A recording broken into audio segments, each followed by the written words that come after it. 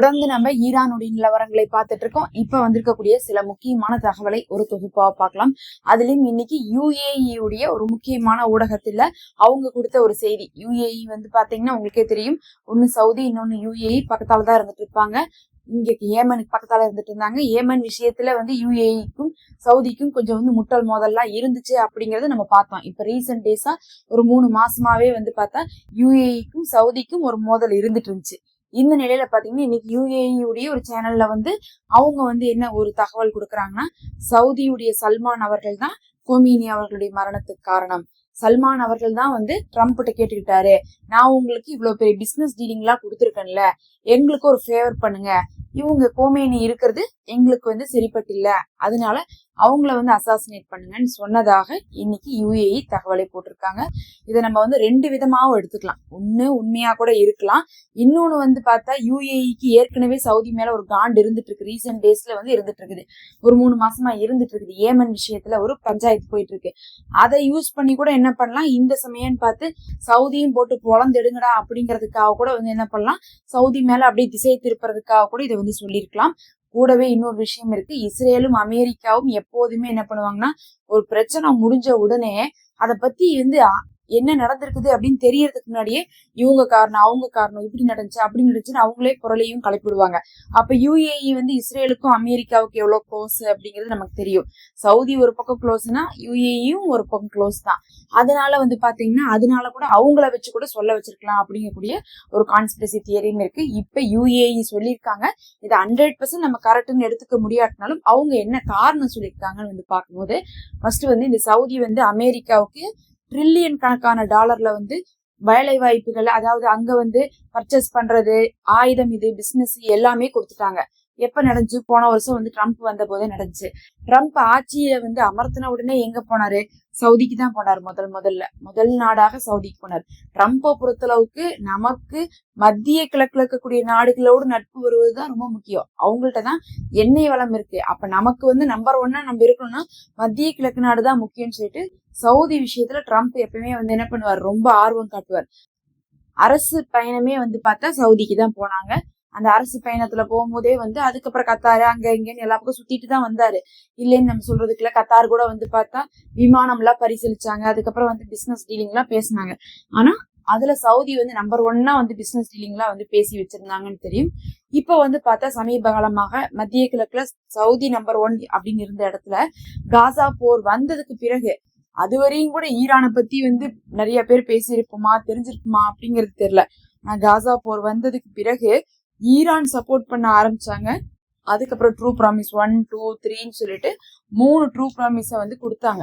Iran கொடுத்தாங்க இஸ்ரேலை நோக்கி. இதுக்கான காசாவுக்காக கொடுத்தாங்க.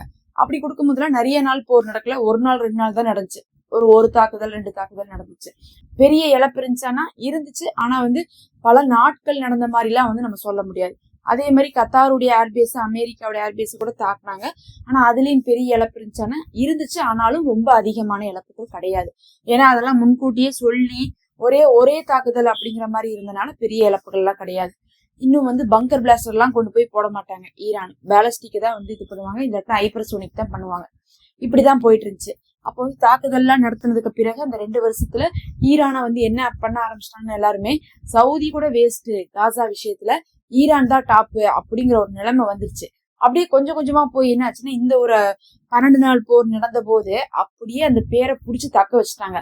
இனி மத்திய கிழக்குல யாரு ஆளுமை மிக்க ஆளுனா கொமேனி அவர்கள் தான், ஈரான் தான், அவங்கள்ட்டதான் எல்லாமே இருக்குது அப்படிங்கிற லெவலுக்கு வந்துருச்சு.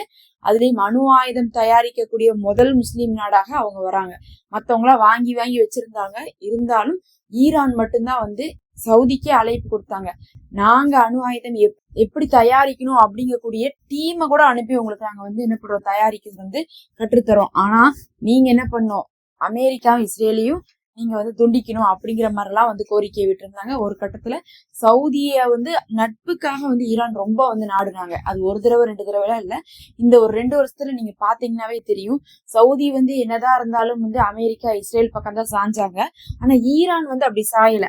ஏன் வந்து சாயலைன்னா அவங்களுக்கு தெரியும் நாமெல்லாம் ஒத்துமையா இருந்தா மட்டும்தான். வெறும் ஈரான் ஒரு வலிமையான நாடா இருந்தெல்லாம் ஒண்ணுமே பண்ண முடியாது. ஏன்னா சுத்தி வர முஸ்லீம் நாடா இருக்குது. ஃபுல்லா வந்து பாத்தீங்கன்னா உளவு தகவல்லையும் நயவஞ்சக வேலையிலுமே அவங்க மாட்டிப்பாங்க. ஆனா என்ன பண்ணாலும் ஈரானுக்கு வந்து சப்போர்ட் பண்றதுக்கு இந்த அரபு நாடுகள்லாம் வரவே இல்லைன்னு தான் சொன்னோம். வான்பரப்பை கேட்டா கொடுக்க மாட்டாங்க, தரை வழியாக எங்களை அனுமதிங்கன்னு சொன்னா விட மாட்டாங்க. அதுக்கப்புறம் வந்து பார்த்தா ஈரானோடு பிசினஸ் செய்யறதுக்கும் யோசிப்பாங்க. சும்மா மீட்டிங்க்கு வருவாங்க போவாங்க, மத்தபடி வந்து பாத்தீங்கன்னா பெருசா எதுவுமே பண்ண மாட்டாங்க. அப்படிங்கும் போதே வந்து நமக்கு தெரியுது ஈரான் கூட வந்து சவுதியில இணங்கி வர மாட்டாங்க. அதெல்லாம் ஒரு காலம் மாறி போச்சு. அவங்களுக்குள்ள ஒரு போட்டி வந்துருச்சு. மத்திய கிழக்குல யார் நம்பர் 1 அப்படிங்கிற போட்டி வந்துருச்சு. ஆனா மத்திய கிழக்கே என்னோடதுதான் அப்படின்னு சொல்லிட்டு வந்து உட்கார்ந்து இருக்கிற ஆள் தான் அங்க இஸ்ரேல்.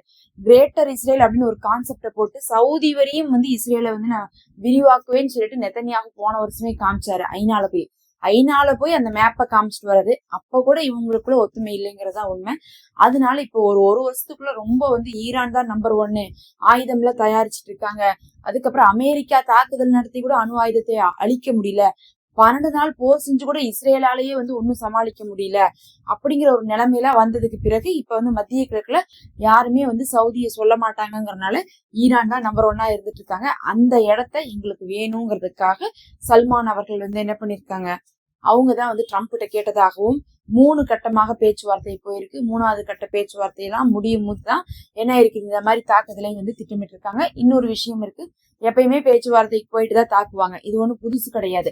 பல தடவை பேச்சுவார்த்தைக்கு போயிட்டு தான் தாக்கியிருக்காங்க. அதனால வந்து பேச்சுவார்த்தைக்கு போய் முடிஞ்சதுக்கு பிறகு கூட தாக்கியிருக்காங்க அப்படிங்கிறதுக்காக சவுதி காரணம்னு சொல்ல முடியாது. பல தடவை இந்த மாதிரி வந்து அமெரிக்கா நம்ப வச்சு ஏமாத்துவாங்க. அந்த வேலையெல்லாம் பண்ணிருக்காங்க. இப்போதைக்கு யுஏஇ இந்த தகவலை சொல்லியிருக்காங்க, சவுதி தான் காரணம்னு சொல்லிட்டு. இது வந்து அவங்களுக்கு இருக்க பர்சனல் வெஞ்சன்ஸா இல்ல வந்து உண்மையாலுமே வந்து அவங்க சொல்றதுல பக்கம் வந்து நியாயம் இருக்கா, அது உண்மையாலுமே அந்த ஒரு காரணம் இருந்துட்டு இருக்கா, இல்ல இதை கூட வந்து சவுதிக்கு வந்து எதிராக நம்ம திருப்பி விடலாம் அப்படிங்கிறதுக்காக இஸ்ரேலும் அமெரிக்காவும் செய்த சதியா யுஏஇ வச்சுன்னு சொல்லிட்டு நமக்கு தெரியல. பொறுத்திருந்து பார்ப்போம். எதையுமே வந்து உறுதியா சொல்ல முடியாது. அப்படியே இப்ப ஈரான்ல என்ன நடக்குது, ஈரான் என்ன பண்றாங்கன்னு பார்க்கலாம். ஈரான்ல இப்ப சரியான ஆர்ப்பாட்டம். அங்க மக்கள்லாம் வந்து பார்த்தா லட்சக்கணக்கானவங்க அழுதுட்டு இருக்காங்க. எல்லாருமே வந்து ஆயத்தலா குமேனி அவர்களுக்காக வந்து ஒரு இடத்துல கூடி கோஷமிட்டு இருக்காங்க. இன்னொரு பக்கம் பார்த்தா ஈரான் இஸ்ரேல் மேல அலையலையாக தாக்குதலை நடத்த ஆரம்பிச்சிருச்சு. முக்கியமான இடங்கள் டெல்லவியூ போன்ற இடங்கள்லாம் வந்து பாத்தீங்கன்னா தாக்குதலுக்குள்ளாயிருக்கு. எதுவுமே வந்து பாத்தீங்கன்னா ஃபுல்லால இன்டர்செப்ட் பண்ண முடியல இஸ்ரேலால. இது இந்த தடவையே இல்ல, போன தடவையே வந்து தடுக்க முடியாம அடி வாங்கினதுதான் இஸ்ரேல். அதனால வந்து அங்கேயும் வந்து நிறைய உயிரிழப்புகள், அதுக்கப்புறம் பொருள் இழப்புகள் ஏற்படுது. ஆனாலும் வந்து பார்த்தா கொமேனி அவர்களுடைய அந்த ஒரு இழப்பை வந்து நம்ம ஈடுபடுத்த முடியாது. என்னதான் வந்து அடிச்சாலும் இஸ்ரேல்ல வந்து நெத்தனியாவை அடிக்கிற அளவுக்கு எல்லாம் இல்ல. அதுதான் உண்மை. அவங்க இருக்கிற இடத்தையெல்லாம் வந்து கண்டுபிடிக்க முடியாத அளவுக்கு தான் அவங்க வச்சுக்கிறாங்க. எல்லாத்துக்கு மேல டெக்னாலஜி யார் கையில நம்பர் 1 இருக்குன்னு பார்த்தா அமெரிக்கா கையில நம்பர் 1 இருக்கு. அமெரிக்கா இஸ்ரேல் கையில இருக்கு. அதை நம்ம ஒத்துக்கிட்டே ஆகணும். ஏன்னா டெக்னாலஜியை வச்சுதான் அவங்க என்ன சொல்றாங்க, கொமேனி அவர்கள் இறந்ததுடைய போட்டோ முதல் கொண்டு எங்களுக்கு கிடைச்சிருச்சுன்னு சொல்லிதான் நெத்தன்யாவும் ட்ரம்ப்பும் நேத்து அறிவிச்சாங்க. அந்த அளவுக்கு எல்லாம் சொல்லும் போது உளவு வேலையும் வந்து எந்த அளவுக்கு வந்து பலவீனமா இன்னும் ஈரான்ல இருக்குன்னு நமக்கு தெரியல. எப்படி இருந்தாலும் உளவாளிகள் உள்ள நுழைஞ்சுக்கிட்டே இருக்கிறாங்க. பல வருஷமாக இவங்க கூடவே ஒன்னோட ஒன்னா இருக்கிற அளவுக்கு எல்லாம் வந்து என்ன பண்ணிருக்காங்க, உளவாளிகளை வந்து ட்ரைன் பண்ணி வச்சிருக்காங்க. இப்ப வந்து ஈரான் இஸ்ரேலை தாக்கி இருக்குது. மறுபக்கம் வந்து பார்த்தா நம்ம சொன்ன மாதிரி அமெரிக்காவுடைய 27 நிலையங்களை தாக்கி இருக்கு. ஓமான் மேல தாக்குதல் நடத்தியிருக்கு. ரொம்ப முக்கியம், ஓமான் மேல தாக்குதல் நடத்தினதுதான். ஏன்னா ஓமான் அப்படிங்கிறது வந்து பாத்தீங்கன்னா ஆரம்பத்துல இருந்து ஏமன் விஷயத்திலயும் சரி, அதுக்கப்புறம் ஈரான் விஷயத்திலயும் சரி இவங்களுக்கு தான் சப்போர்ட் பண்ணிருக்கு. இஸ்ரேலுக்கும் அமெரிக்காவுக்கும் அவங்க சப்போர்ட் பண்ணதே கிடையாது. ஆனாலும் ஏன் ஓமான் மேல தாக்குதல் நடத்திருக்காங்கன்னு தெரியல. காரணம் இல்லாம ஈரான் யாரையுமே தாக்கல. கவனிச்சு பார்த்தா நேத்து நடத்தின 27 தாக்குதலும் இன்னைக்கு நடத்தின 27 தாக்குதலும் எல்லா தாக்குதலுமே அங்கிருந்து வந்த நிலையங்கள் வந்து முதல் தாக்குதலை அமெரிக்கா நேற்று நடந்துச்சு பாருங்க 12:30 மணிக்கு. அந்தந்த நிலையங்கள்ல இருந்து தாக்குதல் நடத்தியிருக்காங்க. நடத்துறதுனாலதான் வந்து பார்த்தா கத்தாரு, துபாய் எல்லா பக்கமுமே இவங்க நடத்திட்டு இருக்காங்க.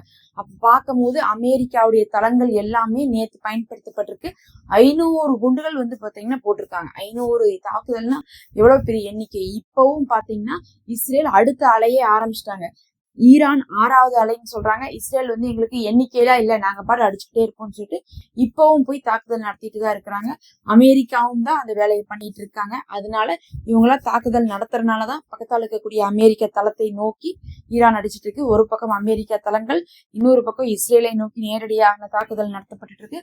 போர்க்கப்பலை பத்தி எந்த ஒரு பேச்சுமே இதுவரை இல்ல. போர்க்கப்பலை அடிப்போம் மூழ்கடிப்போம்னு சொன்னாங்க. ஆனா இப்போதைக்கு அதை பத்தியான பேச்சு இல்ல. அதை நம்ம பொறுத்து இருந்தா பார்க்கணும். அடுத்த கட்டமா ஓமானும் தாக்குதலுக்கு போயிருக்குதுங்கும் போது ஓமனையுமே குறி வைக்கிறாங்கன்னா அப்ப எல்லா பக்கமே சுத்தி சுத்தி என்ன பண்ணிட்டாங்க, எல்லாருமே துரோகம் தான் செஞ்சிருக்காங்கிறத நம்ம தெரிஞ்சுக்கலாம். ஈரான் காரணம் இல்லாம யாரையும் போய் வம்பிழுக்க மாட்டாங்க. பொறுத்து இருந்து பார்க்கலாம். அடுத்தடுத்த அப்டேட்ல தகவல் வரும். மறக்காம சப்ஸ்கிரைப் பண்ணிக்கோங்க. மெம்பர்ஷிப் இருக்குது. இந்த ரமலான் மாசத்துல ஒரு ஹதியாவாக ஜாயின் பண்ணிக்கோங்க.